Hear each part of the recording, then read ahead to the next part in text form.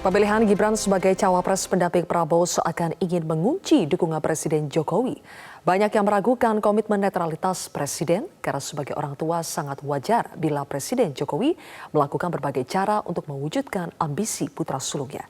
Namun sebagai seorang negarawan, Presiden Jokowi dituntut mengutamakan kepentingan bangsa, bukan kepentingan keluarganya. Tenang saja Pak Prabowo. Tenang saja Pak, saya sudah ada di sini. Tenang Pak Prabowo, saya sudah di sini. Itulah kalimat pembuka pidato politik Bacawa Pres Koalisi Indonesia Maju, Gibran Rakabuming Raka. Kalimat itu seakan mengkonfirmasi pemilihan Gibran sebagai cawapres bertujuan untuk mendapat dukungan penuh Presiden Jokowi.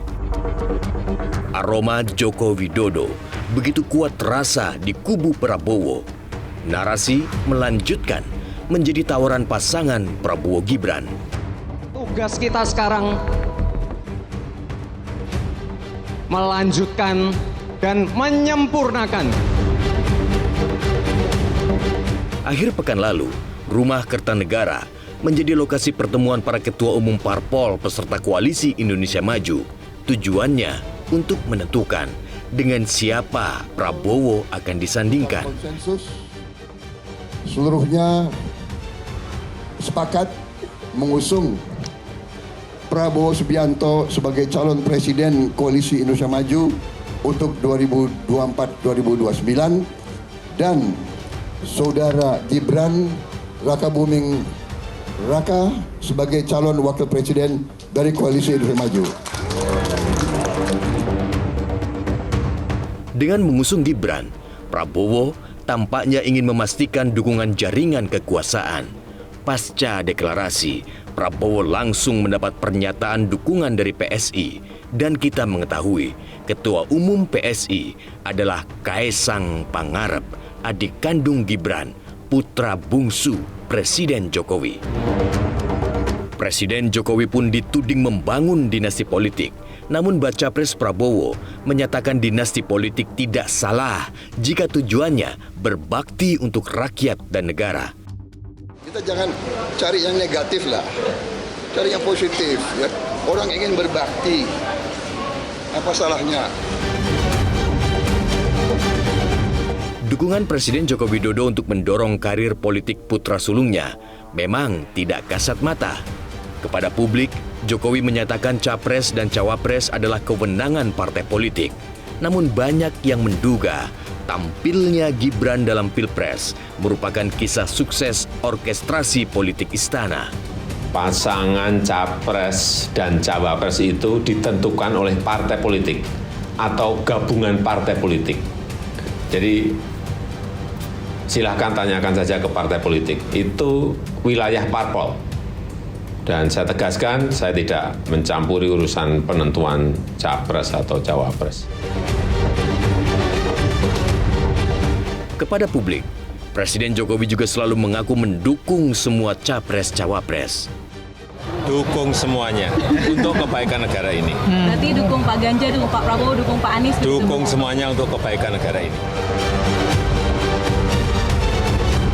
Bernaung di bawah pucuk pimpinan pemerintahan, tentu membawa berbagai keuntungan.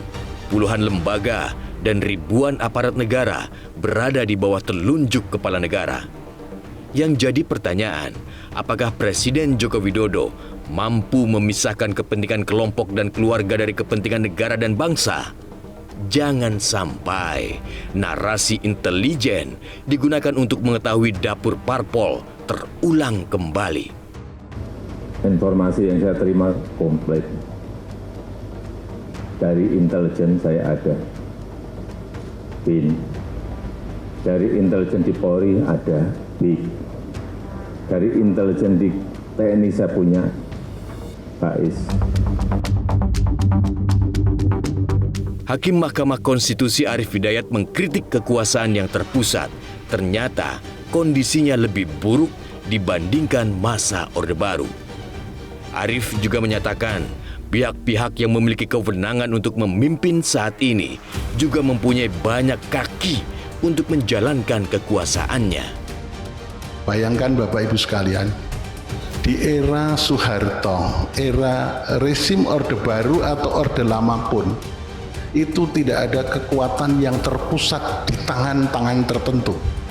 Kita lihat misalnya, masih ada pembagian berdasarkan yang paling kuno teorinya trias politika. Tapi sekarang Bapak Ibu sekalian, sistem ketatanegaraan dan sistem bernegara Indonesia, coba bayangkan, dia mempunyai partai politik, dia mempunyai tangan-tangan di bidang legislatif, dia mempunyai tangan-tangan di bidang eksekutif, sekaligus juga dia mempunyai tangan-tangan di bidang yudikatif.